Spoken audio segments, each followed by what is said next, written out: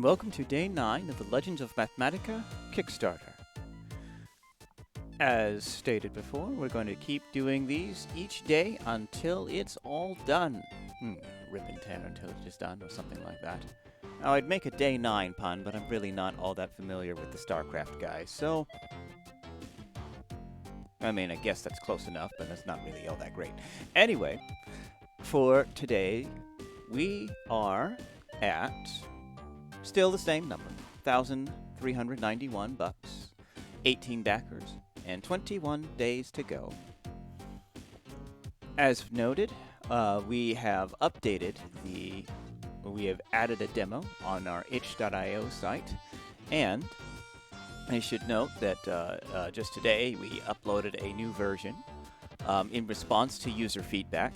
Because yes, we are paying attention to any comments and comments or queries that you have. Skitter is hard at work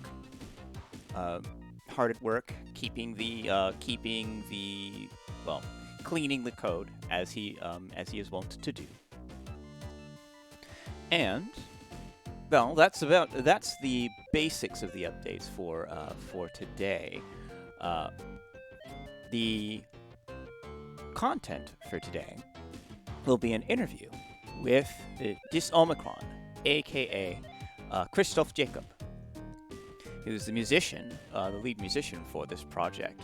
Well, not just the lead musician here, because he is the musician. I mean, I should say Softy's also a musician, but he was doing primarily sound effects. But yes, Disomikron, the musician for this project. So, without further ado, I actually recorded this interview a while back, and just kind of kept it on the back burner for a rainy day. And well, it's not looking like rain today, but still, I figured I might as well drop it. And this will give me some time to work on some other elements, some other goodies for you guys. So, as stated, you should hop on over to itch and try the game out. And let's get this interview rolling. Oh, hello, and welcome to the Legends of Mathmatica Kickstarter podcast. It's going to be a very small set of casts talking to different members of the team about X, Y, and Z. And today, we've got our good friend Disomikron on board. He was the guy that made all of the cool tunes for this thing, and I mean the tunes for this thing are amazing. I love a lot of the variance and variety that our friend Disomikron over here brought to the table. So go ahead and say hello. Hello. and maybe introduce yourself too. I mean, I guess I already introduced you, but yeah, you know. Yeah. All right. So my name is either Disomikron, my artist name, or just Christoph Jakob, my real name. I go by both. So whatever you want to call me, both is fine. I'm a composer. I'm also sound designer for video games, and yeah, that's what I do. Coolness. So, in the past year, I've been watching you grow, and you've done, because even before you ran into us, you've done a whole bunch of different albums for different game teams and stuff. Like, if I remember correctly, earlier this year, Revita, was it this year or was that last year that went gold? Revita was this March when it got into early access. Yeah. But I've been working on it since like 2017. Nice. So quite a while. It was the first official commercial game that I was part of. And still am part of. That's also good. That's fair. Yeah, it's an early access, and but yeah, that's because I saw a lot of the art for it. And it was looking pretty good. like yep. Good. It is. I'm a, I'm a little jealous. I'm a little jelly. but but in all seriousness, like every time I've taken a look at your portfolio of music, it's always it's really full of quality, and it seems like you do a really good job of jumping from genre to genre because outside of Rafita, like how many albums have you done? Do you know? Uh, Not sure actually. Yeah. I've made quite a bunch, but most of them are still in development. If we're only talking about released albums, whether it's for a game or just for fun, Mhm. it should be about 10 or so, I think. Yeah. And then there's like another 10 that's in development. Yeah. Yeah. But man, you're hustling. You know that? Like you're doing a lot of because it's like you got all of those different projects that you worked on, and then you also Yep. have done because I've seen you do some of the collabs on Twitter, particularly when they were doing the what is it? There's a well-known song, and we're gonna play parts. And I remember you participated in a couple of those. You probably mean Music Weeklies? Yeah. So there's because Music there was the Weeklies. music. Yeah. Yeah. There was the excuse me, the music weeklies, and then there was a thing where they would like they'd have a riff from something, and then a guy would play on it and be like, "Okay, your turn," and have other people play on it, and then they get it layered together, and then it'd be like this really giant collaboration between a whole bunch of different Twitter users. Yeah. Well, Not that sure. particular thing was not related to Music Weeklies. That was just something I started for fun, and I wanted to check what happens. Where I just recorded myself playing some chords on my guitar, and I said, "Take my video and do with it whatever you want." Nice. And a couple of people were chiming in. So we got vocals, we got bass, I think, we got electric guitar, 2 electric guitars, and so on and so forth. People added pads and synths. It was fun. I should do Yeah. something like that again, maybe. Oh yeah, no, that was like I really enjoyed it, and I think that one was because I think there were two of those done because there was one for September because September came. Yep. Remember. Yep. September. Exactly. um. That was also Yeah. pretty cool. But yeah, I think those are honestly, I think those are really fun. It's a great way for people to get discovered. Mm-hmm. It reminds me of the anime rap ciphers, which that's something I've been really getting into lately, where they just have you'll have one particular rap guy who puts together a beat or a series of beats, and then puts out the call to a bunch of different rappers in the community to take a part in it. So the ciphers usually are like character compilations. So it's like you have somebody from like you'll have something like the One Piece Ankos. I'm not sure if I'm actually even using the right term, but the Grand Captains or something, you know, like all of the villains. And each rapper will choose a villain, and they get a certain amount of time to rap over, and they get their beat. And I think in certain ones they actually get to alter the beat themselves too. But it's a really interesting little way for people to discover the unknowns. Yep. Now, I could say the same about Music Weeklies that I mentioned earlier, where you get a theme and you have usually 1 week time to compose a piece of music that's in some way based on that given theme. And you're constantly being pushed out of your comfort zone, and that is really good to grow as an artist, I think. Mm-hmm. Yeah, the music weeklies. Who's posting those, by the way? It all started with I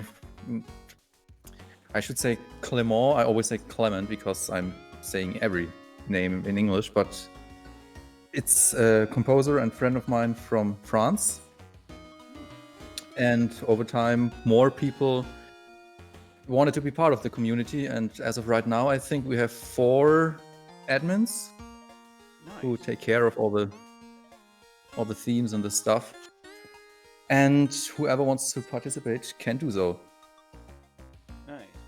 That's cool. Sometimes it's 20 people, sometimes it's 50 people, so it's been a while since I've last participated, actually. I should also try and get some time to do something for that again. Those were some really fun times. Oh yeah. Well, I mean, I'm assuming you've been pretty busy, so Yeah. So actually, talking about busyness and the recent times, assuming of course that the things are not NDA, what have you been working on as of recent? I've made a bunch of music for Revita, actually, because, well, it came into early access, but that doesn't mean that the work just stops there. I still need to do stuff. Yeah. And on top of that, a lot of sound effects. I'm also doing and leading the voice acting for the game. It's not gonna get real voice acting, but maybe you've seen it. It's got gibberish voice acting in a language that I also made up. Oh yeah, the kind of like Yeah. that sort of thing. I have no clue why, but I love making up languages. Even though they don't, I mean, they're made up. They're just, Well, I'd that's say good. 1/3 is completely made up. The second third is Japanese or some plays on words. Mhm. And the remaining part is Latin, which, well, why do I know Latin? One may ask. Yeah. It's because that's what I actually studied before I don't want to say threw it all away, but before I decided to go this way instead and do music for games. but yeah, so but that's pretty cool actually. And I mean, I could theoretically make a link between musicianship and language creation, seeing as both do elements of communication and nonverbal communication. I mean, even if you're not necessarily using words that translate into things, you still have inflection and rhythm of delivery and all that stuff. And I think like creating a language actually does put you into a position where you kind of analyze that in a sense and start kind of breaking things down into how consonants and vowels really influence the meaning of influence the perceived meaning of any particular word. Because it's like there's words that sound like what they mean, and then there's words that don't sound like what they mean. Yeah. Well, at any rate, yeah, that's a cool little tidbit, though. I suppose one other thing I'd like to ask is, so we interviewed you a while back. Yep. Would you say if you could encapsulate, well, maybe not encapsulate, but I feel that you've been doing a lot of different things over the course of the time in the period. If you could encapsulate your growth since then until now, which I know is like not necessarily, don't think of it as an exact date, but Yeah. what would you say characterizes it? Well, I'd say at least to me, the most obvious thing that I became better at is the overall audio production, the production quality, especially mastering, which a year ago I barely even knew what that was, to be honest. I've always mixed my own music to a degree, but I always thought that mixing and mastering, that's pretty much the same, even though it's not the same at all. And as for composing, I don't think that much actually changed. I tried a few new things, of course, because that's what you always should do to grow. Of course. But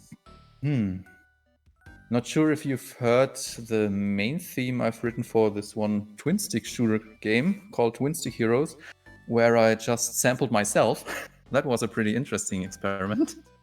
Oh, neat. Where I sat down in front of my mic for like 10 minutes or so and made random blah, blah, blah sounds in through the entire scale. And then I cut those sounds together to, well, I made an instrument out of myself. Neat. Yeah. That was pretty cool. That is. It's one of those. It's like Weird, but cool. I expect it from you though. you're the quirk master. Quirk guy. Mm-hmm. That's the kind of thing that I would. That's the kind of experimentation that. Well, first off, Yep. I love that kind of experimentation. I think that's really cool. When you're going for a thing, you're like, I haven't tried this before. Yeah. And I mean, it's interesting because that's basically what you did there is you created a scat scale. Pretty much, yeah. Yeah. I think that's a neat little thing to do.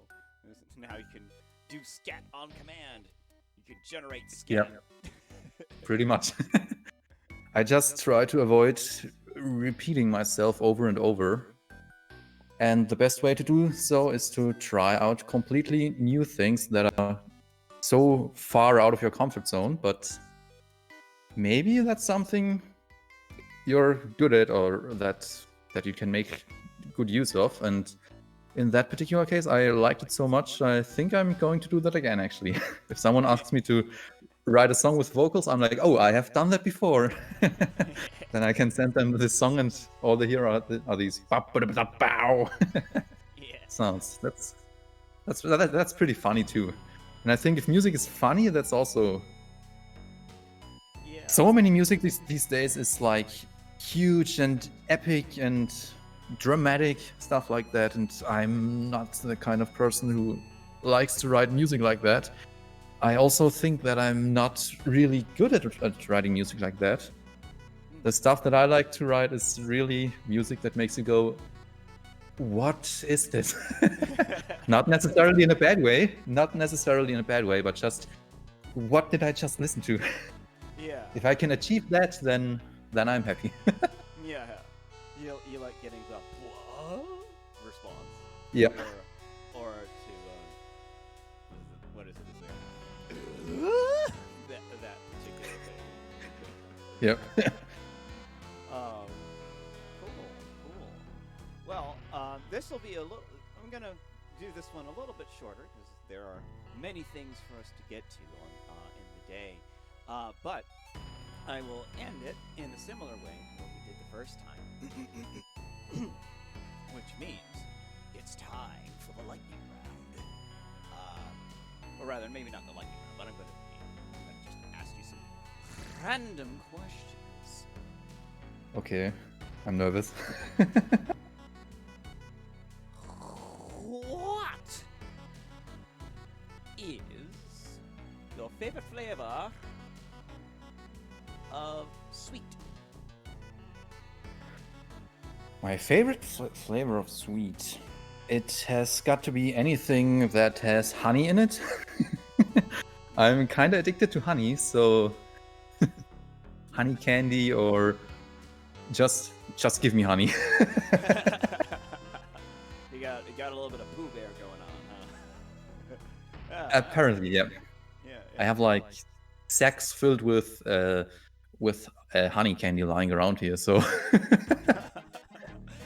Nice. Well, other people eat chocolate, right? Other people eat chocolate and stuff like that. I don't do that at all. I just need my honey. Yeah, I do sweet tarts and stuff. After jam. Okay. What is your favorite time of the year? It has got to be spring and fall. The thing is, winters, I don't like winters because, well, it's not that cold where I live in winters, but it can go down to like -10, -15 degrees, I gotta say Celsius. And that's not where I'm feeling comfortable at all. And in summer, we're getting like up to 40 degrees, which is just way, way too much for my body to handle. And I'm lying there having migraines and stuff like that. Oh. The perfect temperature for me is around, I'd say, 15 to maybe 20 degrees, and that's usually what you'd expect in a month like April, but it's snowing outside, so Yeah. this year Yeah. everything seems to be different. Oh yeah,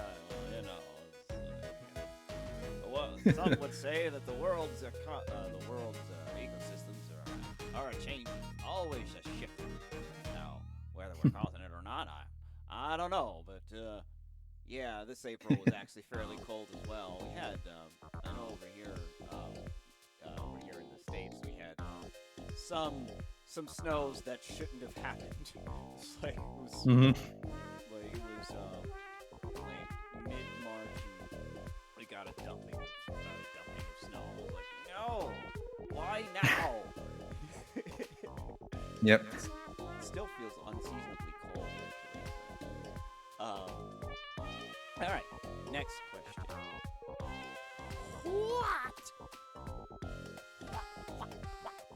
What was the last show that you watched? The last show that I watched, I barely watch TV anymore, so probably, let me think. I'm not sure if it was the end of Game of Thrones, which was like 3 years ago or something like that, I think. Oh wow. Or whether it was Stranger Things, which I think was also around 3 years ago. So well, now I know why you get so much done. Yeah, there is a lot of stuff that I need, in quotation marks, I need to catch up on, but I'm not having time, and if I have the time, then I'm just not motivated to sit down and watch like dozens and dozens of episodes of a TV series. I can barely convince myself to watch movies at all, so it's like you sit down and it's like, no, I gotta go do something. Gotta do it now. Yep. Yeah, I get that feel. It's like you just kind of, when you try and sit yourself down to the situation where you're not doing anything and you're just letting the content wash over you, and you're just like, I'm feeling guilty. I need to do something. Or at least that's definitely me. It's like I always have a hard time. Yeah. And I usually start feeling like that after an hour or something like that already. So Yeah. I'm like, okay, I've watched something for an hour, and now I need to do something. Not necessarily work on music, but just do something. Yeah. Do something productive, or take a walk outside or something like that. Yeah. Read something. Makes sense. Alright. And the final question. Your favorite form of dress? My favorite what? Favorite outfit? Oh. Yeah. I don't have one, I'd say. Favorite Favorite outfit? I You just just wear what you wear, right? That's scary. I just wear usually one colored t-shirts or pullovers and jeans, or what are they called? Those jogging pants things. It's So- either sweatpants or windbreaker. Well, they might call them windbreakers. Yeah, so just as common as possible. I look so boring, I think. Well, you make up for it with personality. I'm trying my best. It's cool. the thing is that when you keep it simple, it means that's one less thing that you have to worry about, you have to think about. Yep. Like even people that are stylish, one of their secrets is that they basically preload their styling. Like one of the friends I know, the way they do it is that they have their closet, and in their closet they just have everything sorted out into a rainbow of colors, so that they just kind of reach in, grab a thing, reach in, grab another thing, and they match. And it's like, oh, this is what I'm wearing today. I know it works because they're already sorted. But I don't lose a thought about that at all. I just wear whatever. That's it. And I also don't have that much stuff to choose from, so yeah, well, it keeps it simple. Yep. Makes me think of Doug, the cartoon on Nickelodeon. Actually, this is a general thing for most cartoon characters, where if you ever get to look at their closet, it's usually just one set of the same outfit repeated over. Yep. Like with Doug, it was cargo shorts, a sleeveless pullover sweater. I forget. There's an actual name for those, and undershirt. It was a very basic outfit. He was supposed to be a very every boy kind of character. So yeah. All right. Well, your fears were unwarranted, sir. No, I did not ask you any negative. But in the future, I might actually try and figure out some things that will actually give you the heebie-jeebies. But for now, I enjoyed this conversation. That's good. Yeah, that's good. Well, did you? It was fine. It was fine, he said. Yeah. Fine. Yeah. All right. Well, then we're gonna call it for here. And Disomikron, I wanted to formally thank you for helping out with the Mathmatica² project. It would not sound nearly as cool if we hadn't have gotten you on this. I think you brought you brought a lot of character to everything. You've really evoked the idea of the project. So, and I need to thank you for, well, finding me, I must say, because back then I was barely using Twitter. I think you just found me on a random forum where I just dumped my portfolio and demo reel in. Well, the kudos goes to our lead designer. He was just kind of hunting around and he found the spot. And Yep. Oh, this guy, that music, I want it. Okay, I will foot the bill. Let's get this guy going. So, yeah, that was it was kind of a serendipitous discovery. But I definitely think you're gonna go far. I think you got a lot of talent. You just need to be discovered, and stuff's just gotta. I think it's gonna roll forward. I think a lot of the music that you make is very unique. You have a really, really, well, I'm gonna be saying unique a lot, but you have a very unique musical voice from the standpoint of just how you put things together and where your thought processes go. And I think that will be very conducive to your musical career. And so, just keep at it and keep putting stuff out there, and definitely, with that statement of like, when we found you, then you started working on the Twitters.